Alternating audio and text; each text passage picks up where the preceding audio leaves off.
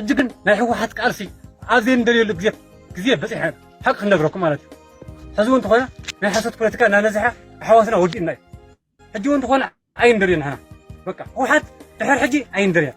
حجو اندالي حيلي سلام اندالي سلام تهلنا حدا خنخوينا سلام كبرات تخاتلت ليلو تي في خميس صنيحكم تملسنا مصيناكم علنا نايلوم مدبنا فولي عوت ويكا فولي زينا كاب حرا مريت تግራይ ህወሓት ምስ ሻዕብያ ጸሚዳ ንህዝቢ ትግራይ ከፋፊላ በታቲናቶ ትርከብ ሰራዊት እውን ከምኡ ተባታቲኒ ይዝርከብ ስለዚ ኣብ ትግራይ እቲ ሰራዊት ፈሪሱ ዝበዝሕ ከዓ ናብ ህወሓት ዘይተቋፀሮ ቦታ ወሪዱ ይርከብ ከም ትሪእዎ ዘለኹም ኣብ ዕጥቃው ቃልሲ ዝርከብ መንእሰይ ትግራይ ወይ ከዓ TDF ነበር ማዕለያ ይብሉን መማረጽ ናይ ትግራይ ሰላማዊ ቃልሲ ጥራይ ዘይኮነሲ ወይ ሰላማዊ ቃልሲ ዘይኮነሲ ብሰላማዊ ቃልሲ እውን ዝፍታሕ ዘይኮነስ ብዕጥቃው ቃልሲ ዝፍታሕ ህወሓት ሰላማዊ ቃልሲ ሓንጊዳ ህወሓት ብሰላማዊ ቃልሲ ንህዝቢ ትግራይ ተድሕኖን ያብጀካ ናብ ኩናት እትያ ክተጥፍኦ ስለዚ ትግራይ ክድሕን ህዝቢ ትግራይ እውን ክድሕን ዕጥቃው ቃልሲ ካይድና ኢና ነዛ ንህዝቢ ትግራይ ተጽንት ዘላ ውድብ ነዛ በብዓመቱ ኩናትና ጸውዐት መንእሰያት ተሰንክል መንእሰያት ተጥፍእ ህዝቢ ትግራይ ተጥፍእ ዘላ ጨቋኒት ልእኽቲ ሻዕብያ ዝኾነት ውድብ ነጥፋ አይሉ መንእሰይ ብፍላይ ካቲ ኣብ TDF ዝነበረት ማሉን ደብረ ብርሃን በጽሑ ቅያን ጅግንነትን ዝፈጸመ ንዓለም እውን ብስሙ ክጽውዖ ዝገበረ ታሪኽ ናቱ ዓለም ክትጽሕፍ ዘገደደ ጅግና ሰራዊት ሎሚ ኣብ ክልተ ተኸፊሉ ዝበዝሕ ሰራዊት ኣብ ሓራ መሬት ትግራይ ይርከባሎ ማለት በብግዚኡ መዓልታዊ በማይት ዝቁጸር ዝተዓጠቀ ኃይሊ ናብ ሓራ መሬት ትግራይ እናተጸምበረ ደቂ ንስትዮ ከይተረፈ በቃ ዓቅሚ ዘለዎም ሰበ ስልጣን ኩሉ ኣብቲ ትሕቲ ባህላውያን ጀነራላት ህወሓት ዝርከብ ኩሉ ብሙሉኡ ናብ ሓራ መሬት ትግራይ እና ወሓዘ ይርከብ ትግራይ መዋጽዋ ወይ ከዓ ትድሕነሉ ብዕጥቃው ቃልሲ በዚ ሰላማዊ ቃልሲ ኣብ ማእኸል ትግራይ ክካየድ ህዝቢ ትግራይ ክድሕን ትግራይ እውን ክድሕን ኣብ ውሽጢ ኮይና ንቃለስ ዝበሃል ኣዘራርባ ትግራይ ኣይትድሕንና ህወሓት ሓይለ ኣተጣናኽረሉ ሰላማዊ ቃልሲ እናበለት ምክንያቱ ሰላማዊ ቃልሲ ተትፈቅድ እዚ ሕጂ ንሪኦ ዘለና ብትግራይ ማእሰርቲ ናይ በዓል ጀነራል ጉዑሽ ገብረ ዝነበረን ማእሰርቲ ናይ በዓል ክእሰሩ ተሓሲቦም ነበሩ በዓል ዶክተር ደጀንን ሎሙውን እቲ ባጃጅ ሙሉእ ኣጽዋራት ሒዙ ኢላ ከይሳቶ ዘላ ህወሓት ባጃጅ ሙሉእ ኣጽዋራት ዘይኮነስ ባጃጅ ሙሉእ መጻሕፍቲ ናይ ሰላማዊ ቃልስን ርሳሳት ናይ ሰላማዊ ቃልስን ዓጢቑ ዝነበረ ምሁር ፖለቲከኛ መምህር ዩኒቨርሲቲ መቐለ ሸዊት ውዳሴ ንዕኡ እውን ኣሲራቶላ ሰላማዊ ቃልሲ ተትፈቅድን ሰላማዊ ቃልሲ እንተትዕድምን ህወሓት ስለዚ ህወሓት ኣጽዋርያ ዓጢቓ ሓዊያ ዓጢቓ መቕተሊ ሰባት ዓጢቓ ስለዚ ብውያ ትእለ ኩሉ ነገራት ኣፋታት ሓሽግራት ናይ ህወሓት ብሓይሊ ብረት እዩ ስለዚ ብሓይሊ ብረት እንድሕር ዳኣ ኮይኑ በቃ ብሓይሊ ብረት ክገጥማ ትመንእሰይ መዲቡ ኣብቲ ህወሓት ዘይተቋጸሮ ኣነ ከም ድላይ ክንቀሳቀሰሉ እየ ወተሃደራተይ ዓቅምታቶም ከበርኾሉ እየ ድላይ ክገብረሉ እየ ዝበሎ መንእሰይ ኣብኡ ዕጥቃዊ ቃልሲ ኣንጻር ህወሓት የካይዳሎ መንእሰይ መዓልታዊ ከዓ መዓልታዊ ብፍላይ ድሕርቲ ኩናት ናይ 10 መዓልቲ ዝነበረ ናይ ወረዳ ጸለምትን ራያ ጨርጨርን ኩሉ ተኸባቢታት ዝነበረ ናይ ዶብ ዓፋርን ትግራይን ዶብ ኣምሓራን ትግራይን ከምኡ እውን ወረዳታት ጸለምቲ ምስ ፌደራል መንግስቲ ዝነበረ ናይ 10 መዓልቲ ኩናት ሰራዊት ሓይሊ ሰላም ትግራይ ማዕለያ ዘይብሉ ዝተዓጠቀ ሓይሊ ተቀቢሉ ማዕለያ ዘይብሉ ዝተዓጠቀ ሓይሊ ተጸምቢርዎ ኩናት ኣይንደልና ንሕና ኣብ ትግራይ በቃ ንህወሓት ኢልና ንኸፍሎ መስዋዕቲ የለን ኢሉ ማለት ዘስዋይ ብብዝሒ ሰራዊት ኣብ ሓራ መሬት ትግራይ ዓሲሉ ንሪኦ ዘለና ማለት ዝኹሉ ትሪእዎ ዘለኹም ዓቕሚ ናይ ሰራዊት ትማሊ ኣብ ትሕቲ ባህላውያን ጀነራላት ህወሓት ዝነበረ ሎሚ ህወሓት ናብ ኩናት እትያ ክተጥፋኣንያ ንህዝበይ እውን ክተጥፋያ ስለዚ ኣነ ክድሕን ህዝበይ ክድሕን ትግራይ እውን ክድሕን ህወሓት ከጥፋኣለኒ ኢሉ ኣብ ህወሓት ዘይተቋጸሮ ከም ትሪእዎ ዘለኹም ዕጥቃዊ ቃልሲ ጀሚሩ ዝተፈላለዩ ቦታታት እናተቋጻጸረ ንህዝቢ ትግራይ ከድሕነሉ ዝኽእል ምንቅስቃሳት ክገብር ንሪኦ ኣለና ማለት ስለዚ መዓልታዊ ከዓ ሓደሽቲ ኣብ ምቕባል እዩ ዝርከብ ስለዚ ህዝቢ ትግራይ ክድሕን በቃ ኣብ ጎኒ ሰራዊት ሓይሊ ሰላም ትግራይ ክትፅምበር ኣለካ ትግራዋይ ሎማ ኣብ ትግራይ ኮፍ ኢልካ ንሞት በቃ ካብ በዓል ዶክተር ደጀንን ካብ በዓል ጀነራል ጉዕሽ ገብረን ክትመሃር ኣለካ ካብ ሎሚ ኣጋጢሙ ዘሎ ናይ ማእሰርቲ ናይ መምህር ዩኒቨርሲቲ መቐለ ሸዊት ውዳሴ ካብኡ እውን ክትመሃር ኣለካ በቃ ንህወሓት ኣብ ማእኸላ ኮይና ንቃለሳ ኢሉ ኣብ ማእኸላ ኮይኑ መዲሩ መወዳእታ ብናይ ሕሶት ክሲ ኣፅዋራት ከመላልስ ረኺቡ ምስ ተዓጥቆ ሓይሊ ተራእዩ ንፖሊስ ተኩሱሎም ብዝብል ነዛ እርሳስን መፅሓፍን ዝዓጠቐ መንእሰይ ምሁር ኣካል ብናይ ሓሶት ክሲ ኣብ ጉድጓድ ኣስፊራቱ ትዝገርመኩ ካብዚ ንላዕልሲ እንታይ እዩ ዘሎ ኣብ ትግራይ ካብዚ ንላዕልስ እንታይ ይኹም ክትርእዩ ትደልዩ ኣብ ህወሓት ናይ ኩናት ሓይሊ ህወሓት ናይ ጥፋኣት ሓይሊ ኣብ ትግራይ ብጀካ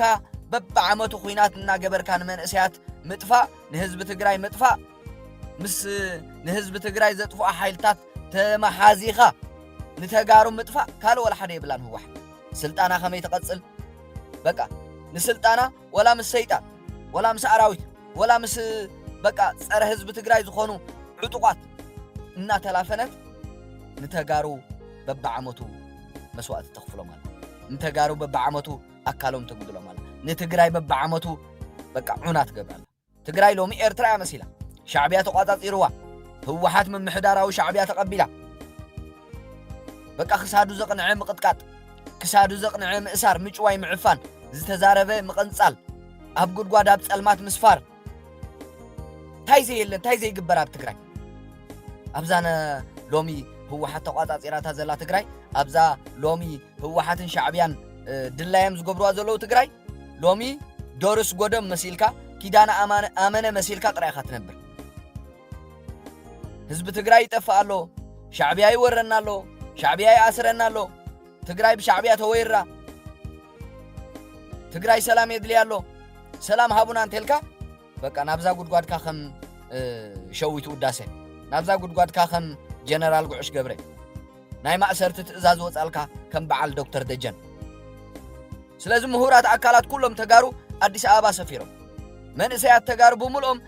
ካብ ኣዲስ ኣበባ ጀሚሮም ኣብ ዓዲ ስደት ኣለዉ ዝተዓጥቃ ሓይሊ ኩሉ ኣብ ሓራ መሬት ትግራይ ኣሎ ዕጥቃዊ ቃልሲ ኣውጁ ትግራይ እዚኣ ኮይና ትሪእዎ ኣለኹም ዚ ሓይሊ እዚ ትማሊ TDF ነይሩ ትማሊ ደብረ ብርሃን በፂሑ ትማሊ ንህዝቢ ትግራይ ዘድሓነ ትማሊ ነዚ ሎምን ትግራይ ምስ ሻዕብያ ተላፊኑ ኣፀልሚትዋ ዘሎ ዘድሓነ እዩ ዚ ሓይሊ እዚ ትሪእዎ ዘለኹም ሎሚ ኣበይ ኣሎ በቃ ከም ብሓድሽ ናብ ቃልሲ ወፊሩ ትግራይ ንምድሓን ኣብ ዕጥቃዊ ቃልሲ ንሪኢ ኣለና ማለት እዩ ሕሰቡ እዚ ኮይና ትግራይ እዚኣ ኮይና ተሪፋ በቃ ኣይገርመኩምን ኣብ ትግራይ ዝተፈጸመ ጅግንነት ኣብ ትግራይ ዝተፈጸመ ታሪኽ ኣብ ትግራይ ዝተሰርሐ ኣዝዩ ተኣምር ዝኾነ ቅያን ጅግንነትን ኩሉ ትሕቲ ዜሮ ሰፊሩ ዓለም ትቐናዓሉ ዝነበረት ጅግንነት ናይ ትግራይ ሎሚ ዘሕፍር ኮይኑ ብሰንኪ መን ብሰንኪ ህወሓት ብሰንኪ መን ብሰንኪ ሻዕብያ ብሰንኪ መን ብሰንኪ ጠላማት ካሕዳማት ጉጅለ ህወሓት ሎሚ ደኣ ምስ ፋኖ ምተዓራረኸ ህወሓት ሎሚ ደኣ ምስ ሻዕብያ ምተዓራረኸ ህወሓት ማል ንህወሓት ተዘየጥፋእኹ ንህዝቢ ትግራይ እንተዘየጥፋእኹ ኢሉ ኣብ ትግራይ እትረፍ ሰብ ኣግራብ ከይተረፈ ዘብረሰ ኣራዊት ሰራዊት ሻዕብያን ኣራዊት ሰራዊት ፋኖን ሎሚ ንሶም ኣብ ትግራይ ድላዮም ዝንቀሳቀሱሉን ድላዮም ዝዛረብሉን ድላዮም ዝገብሩሉን ከም ድላዮም ዝኾኑሉን ኮይኑሎ ትግራይ ኮይናላ ትግራይ ስለዚ ትግራይ ናይ ተጋሩ ዘይኮነስ ናይ ሻዕብያን ህወሓት ናይ ሻዕብያን ፋኖን ኮይናላ ስለዚ ትግራይ ናይ ተጋሩ ዘይኮነስ ናይ ንህዝቢ ትግራይ ዝጸልዑ ዕጡቋት ሓይልታት ኮይናላ እዚ ስለ ዝኾነ እዩ ዕጥቃዊ ቃልሲ ኣውጁ መንእሰይ ትግራይ ኣብ ዕጥቃዊ ቃልሲ ንሪኦ ዘለና ማለት እዩ በብመዓልቱ ማዕለያ ዘይብሉ መንእሰይ ናብ ሓራ መሬት ትግራይ ይፅምበር ኣሎ በብመዓልቱ ማዕለያ ዘይብሉ ዝተዓጥቃ ሓይሊ ንህወሓት ተቃዊሙ ናብ ሓራ መሬት ትግራይ ክትፅምበር ንሪኦ ኣለና እንታይ ስለ ዝኾነ ትግራይ ስለ ዝተወረረት ተወሪራ ኣብካ ዘላ ሕጂ ትግራይ بهوحاتن شعبيان بفانون توريرا أزلا تግራይ كو حجي كام ممحدار شعبيا وصيا كام ممحدار إثيوبيا وصيا أب تحت ممحدار شعبيان فانون يا وريقا زلا تግራይ بشعبيان بفانون يا توريرا زلا حسبو سلازي نزز تقاومو منسيات كاب استعادكون زي تعادكون بحرا مريت تግራይ صنبر زلو لومو كواس لعلميت زخون حيل سب حيزو كاب سراويت هوحات تفليو ناب حرا مريت تግራይ تتصنبره تغادلاي كاس حيلم ناب تبي اف ناب حرا مريت تግራይ اتيلو حسبو تግራይ اتن تግራይ زقرقرن نتግራይ زدحنن سراويتا تاكبالا ابز غزيزي اتو غعزو ناب قص اسمرا كم شعبيان هوحاتن زي كونسي ناب مقاله يخوين زل حج ناب مقاله نخونه يزرق زل تغادلاي كاسا حيلم ناي تግራይ حيل سلام اكل كوين الحج زحازه حيزو بزحات عطقات حيزو ناي تግራይ حيل سلام ابال كوين له بتغادلاي كاسا حيلم እናቶም መርሑ ካብ ትግራይ ወጽኦም ቃልሲ ጀሚሮም ዝነበሩ ተጋደልቲ ሎሚ ብዕል ናብ ትግራይ ሓይል ሰላም ትግራይ ናብ TPF ተጸምቢሮም ኣለዉ ቅድሚ 2 ወርሒ ካብ ዝተፈላላያ ናይ TDF ኣርምታት ናይ ኣብ ታሕቲ ባህላውያን ጀነራላት ወሓት ዝነበራ ኣርምታት ተዋጻጺኦም በአንፈት በራሕለ ቃልሲ ጀሚሮም ዝነበሩ 147 ተጋደልቲ ን2 ወርሒ ዝኸውን ምስ ላዕለዎት ኣዘዝ ሰራዊት ትግራይ ناي حيل سلام تግራይ كمايط دحر مصنح لومي شوعته مغابيت بعلي ناب TPF ناب سراويت حيل سلام تግራይ كصمبرو كيلوم الله مالتي نتوم تغادل تخمرح صنح تغادلاي كاس حيلوم كم زبلو نحنا زحزناي علامه مس علامه TPF زفلاله زي كونس عقم تغارون مكاب بمحساب كنصمبر ناب سراويت حيل سلام تግራይ كنصمبر وسيدنا لنا خبل ابتلوم ذهبو مغلص فليطلو بتوسخ مراحت سراويت زخونو تغادلاي طعام حدران تغادلاي مغوس فاسيلن زيومون بوغنم عقم تغارو اكيبنا نمقلاس لوم بعلنا بTPF ناب سراويت حيل سلام تግራይ تصمبيرنا دحر مبالوم نتي قالسنا زحنششه اراويت زخونه ጨቋኒ ስርዓት ጉጅለ ህወሓት ንምጥፋ ቃልስና አጠናኺርና ክንቅጽል بحدش መንፈስ مسراويت حيل سلام تግራይ TPF حرا مريت تግራይ ኮይና ቃልስ ጀሚርና ለና خبلو أفليتهم አሉ እዚ ዘለቲ ጉዕዞ ናይ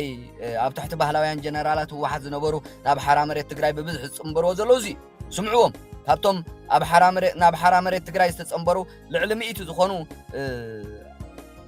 ዕጡቋት ሒዞም ካብ ህወሓት ተፈልዮም ዝተጸምበሩ እቶም ላዕለዎት መራሕቶም እንታይ ይብሉ ስምዑዎ ራእይዎ ኣብዚ ዘለና ያው ተጋልጢና ተጋልጥ ትግራይ ካብቲ ዝገጠማ ከቢድ ዝኾነ ኩናት ጀሚሮ ዝተፋላለየ ናይ ስራሕ መደብ ኮይና ወይ ናይ ቃልሲ መደብ ኮይና ኣብ TDF ንቃልሲ ፀናሕና ተጋልጢና እዚኦም ራእይዎም ላዕለዎት መራሕቲ ናይቶም ልዕሊ 100 ዝኾኑ ዕጡቋት ካብ ዝተፋላለየ ቦታታት ከም ብሓድሽ ናብ ሓራ መሬት ትግራይ ተጸምቢሮም ዘለዉ ወተሃደራውያን ሓለፍቲ ናይቲ ዕጡቕ ጉጅለ زوزينيو كل زخفلني واقع كنت اخترف هيك اللي زبلنا تقالتي مفتحيو يدقت راح دقت ولا صلاي راح مكلاس زي كونسي عند ما قسي عند برخفاتنا دقت صلاه زخوننا وشت حيلي دنك نقيرو لنا لنا تودينا لنا نبقى صوتي يا وشت بينا بزح مكرنا لنا بزح حجز مكرنا لنا استعذنا يسوهونا يلو كله فتينا لنا ابوشتي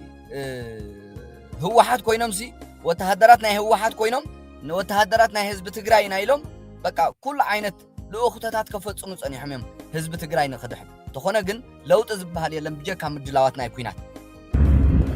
ግን መኽርካይ ይስምዕ ሓጊዝካይ ዘይሕገዝ ፈርሐስ ዝገጥመና ግን መማረጽ ዘይና ናብ ካሊእ ከርተት ናብ ካሊእ በረኻ ኢና ክንወስድ ተገዲድና ዘውዝንዮ ናይ መላእ ሰራዊት ትግራይ ሕቶ ናይ መላእ ህዝቢ ትግራይ ሕቶ ራዩ ስለዚ እዚ ዩቲ እዚኦም እዮም ቶም ላዕሎት መራሕቲ ናይቲ ልዕሊ 100 ዝኸውን ዝተዓጥቃ ሓይሊ ናብ ሰራዊት ሓይሊ ሰላም ትግራይ ዝተጸምበሩ ሓለፍቲ እዚኦም እዮም ስለዚ ሎሚ ብዕሊ ኣብ መጀመርያ ቀድም ኣቢሎም ቀድሞ ወርሒ 147 ዝኾን ዓቕሚ ናይ ሰራዊት ሒዞም ካብ ህወሓት ተፈልዮም ዕጥቃዊ ቃልሲ ኣውጆም ጸኒሖም ንሓደ ወርሒ ዝኸውን ሚይጥ ብምግባር ምስ ላዕሎት መራሕቲ ናይ ሰራዊት ሓይሊ ሰላም ትግራይ ሎሚ በአካል በቃ በወግዒ ብሙሉኦም ተጠርኒፎም ናብ ሰራዊት ሓይሊ ሰላም ትግራይ ናብ ሓራ መሬት ትግራይ ከም ዝተጸምበሩ ብቃሎም ከም ዝትርእይዎ ዘለኹም ትሰምዕዎ ኣለኹም ስለዚ እዚ ዝመስል ትዕጥቃዊ ቃልሲ ብከምዚ ዝካየድ ዘሎ ሰራዊት ሓይሊ ሰላም ትግራይ ዓቕምታቱን እናሰፍሐን ዓበየን ዝኸይ ዘሎ ነዚ ዝመስል ነይሩ ተሓበሬታና ስለዚ ኩልኹም ኣብ ትግራይ ዘለኹም ኣብ ትሕቲ ባህላውያን ጀነራላት ህወሓት ዘለኹም ዝተዓጠቁም ተጋደልቲ ብሙሉእኹም ውፁ ወይ ናብ ኣዲስ ኣበባ ወይ ናብ ሓራ መሬት ትግራይ ነብስኹም ኣድሕኑ ህወሓት ኩናት ወሊዓ ክተጥፋኣኩም ተዘይኮይኑ ንኣኹም ኣይተድሕን ንትግራይ ኣይተድሕን በኣኹም ብናትኩም መስዋዕትን ብናይ ካልኦት መንእሰያት መስዋዕትን ስልጣና ክትቀጽልን ካብ ተሓታትነት ክትድሕንን ንሻዕብያን ንፋኖን ክትድሕን እምበር ኩናት ናይ ኢትዮጵያ ክትቀጽል ሰላም ኢትዮጵያ ክትዘርግ ተዘይኮይኑ ሰላም ዝበሃል ኣብ ትግራይ ክተምጽእ ኣይትኽእልን እያ ስለዚ መንእሰያት ኣብ ትግራይ ዘለኹም ዘይተዓጠቁም ኣብ ውሽጢ ህወሓት ዘለኹም ዝተዓጠቁም ብምልእኹም ናብ ሓራ መሬት ትግራይን ናብ ኣዲስ ኣበባን ውፁ ተኣለዩ ኣብ ትግራይ ማንም መንእሰይ በቃ ልዕሊ 16-17 ዕድመ ዝበፅሐ መንእሰይ ኣብ ትግራይ ደው ኢሉ ክጽበ የብሉን ነቲ ኣጽናቲ ዝኾነ ኩናት ናይ ህወሓትን ናይ ሻዕብያን እዚኣ የኽብል ዝደለኽ ሳብ መወዳእታ መደበይ ምሳይ ስለ ዝጸናሕኹም ኣመስጊነ ዓወት ንሰራዊት ሓይሊ ሰላም ትግራይ ሰላም ጽንሑ